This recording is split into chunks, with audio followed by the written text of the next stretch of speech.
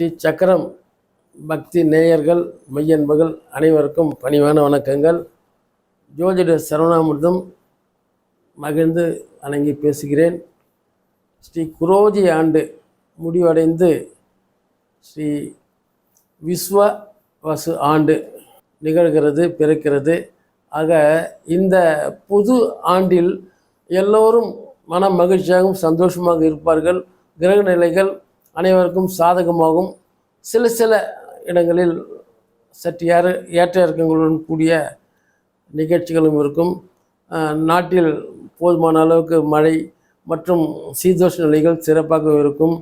சில அரசியல் தலைவர்கள் மற்றும் மாநிலம் மத்திய அரசியல் தலைவர்கள் யாவருக்கும் சிறப்பாகவும் இருக்கும், மன மகிழ்ச்சியாகவும் இருக்கும். சில மன அழுத்தங்கள் வரும், அது சகஜமாக தேறிவிடும். மற்றபடி நாட்டில் சிறு பிரச்சனைகள் வந்து தானாகவே இயல்பாகவே சரியாகிவிடும். சில அரசியல் மாற்றங்களினால் பல புதுமைகளும் சிறப்பான நிகழ்ச்சிகளும் உருவாகும். இந்த விஸ்வவசு ஆண்டு 2 கிரக பயிற்சிகள் நடக்கின்றன. 14/5 குரு பயிற்சியும் 18/5 ராகு கேது பயிற்சிகளும் நிகழ இருக்கின்றன. இதன் காரணமாக நாட்டிலும் வீட்டிலும் சில மன அழுத்தங்கள் பிரச்சனைகள் ஏற்பட்டு பின்பு சகஜ நிலைக்கு வரும் என்றும் இதன் மூலம் வாசகர்களுக்கும் நேயர்களுக்கும் தெரியப்படுத்திக் கொள்கிறோம். மேலும் இப்பொழுது இருக்கின்ற நிலைகளை கடந்து சிறப்பான நிலைகள் விஸ்வவசு ஆண்டு நிகழ்த்தப் போகின்றன. எத்தனை பிரச்சனைகள் வந்தாலும் அது அந்தந்த இயல்புக்கு தக்கவாறு மாற்றங்கள் கொண்டு சிறப்பாக நாட்டையும் வீட்டையும் வழிநடத்தும் என்று விஸ்வவசு அந்த ஆண்டை குறித்து ஒரு தகவலாக ஸ்ரீ சக்கரம் பக்தி நேயர்களுக்கு பணிந்து தெரிவித்துக் கொள்கிறேன். இனி 12 ராசிகளுக்கு உண்டான நிகழ்ச்சிகளை பார்ப்போம்.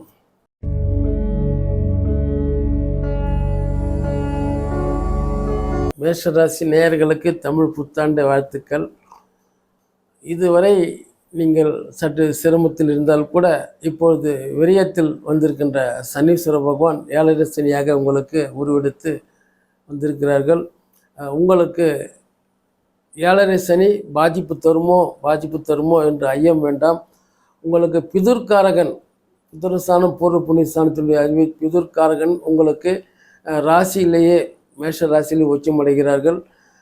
ஆக விரய சனி என்பது பல வகையில் உங்களுக்கு பணம் வரும். அதை நல்லபடியாக நீங்கள் பயன்படுத்தி கொள்வீர்கள். மேலும் பார்த்தீர்கள் என்றால் இந்த விரய சனி அதில் இருக்கின்ற அந்த ராகு பகவான் உங்களுக்கு லாபஸ்தானத்தில் வருகின்றார்கள். அதுவும் உங்களுக்கு ஒரு சிறப்பான ஒரு மேன்மையை தரக்கூடிய நிலை தான். மேலும் மேஷராசி நேயர்கள் எப்பொழுதும் எதிலும் தான் முதன்மையாக இருக்க வேண்டும் என்ற ஒரு வைராக்கியமும் வீரியமும் கொண்டவர்கள். அதற்கு ஏற்றவாறு கால நிலைகளும் கிரக நிலைகளும் உங்களுக்கு சாதகமாகவும் ஏதுவாகவும் இருக்கும். 7 சனியை குறித்து நீங்கள் கவலைப்பட வேண்டாம். 9க்கும் 12க்கும் உண்டான குரு பகவான் உங்களுக்கு அங்கு ரிஷபத்தில் இருக்கின்றார்கள். அவர் சற்று மே மாதத்திற்கு பிறகு மாறும் பொழுது 3ஆம் இடத்தில் தைரிய வீரிய ஸ்தானத்தில் வருகின்றார்கள்.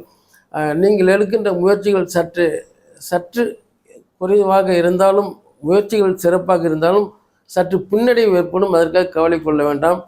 தாமதப்படுத்தினாலும் சரியான இடத்தில் சென்று நீங்கள் வெற்றியை பெறக்கூடியவர் தான். என்னென்னால் மேஷ ராசி சரராசியாகும். எந்த நேரமும் நீங்கள் சிந்தனை செய்து கொண்டும் குடும்பம் எப்படி, வீடு எப்படி, மற்றவர்கள் எப்படி என்று மற்றவர்களுக்காக உழைத்து நீங்கள் நல்ல பெருமையை அடையக்கூடியவர்கள். எதிலும் தன்னிறைவு கொள்ளாமல் இன்னும் சிறப்பாக மேலும் செல்லலாம். அது அங்கு கிடைக்கும், இது இங்கு கிடைக்கும் என்று ஆராய்ந்து உங்களையே நீங்கள் சப்பனிட்டு புதுமையாக உங்களை மாற்றிக்கொள்வீர்கள்.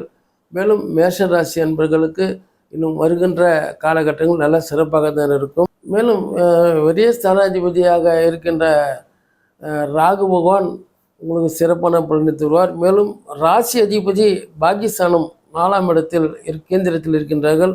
அவர்களும் உங்களுக்கு சிறப்பான பலன் இருக்கும். ராகுவாலும் உங்களுக்கு இதுவரை சற்று பின்னோக்கி இருந்த நேரத்தில் இப்பொழுது ராகு பயிற்சியின் காரணமாக உங்களுக்கு சிறப்பாக ஒரு நல்ல நன்மைகளை தரும்.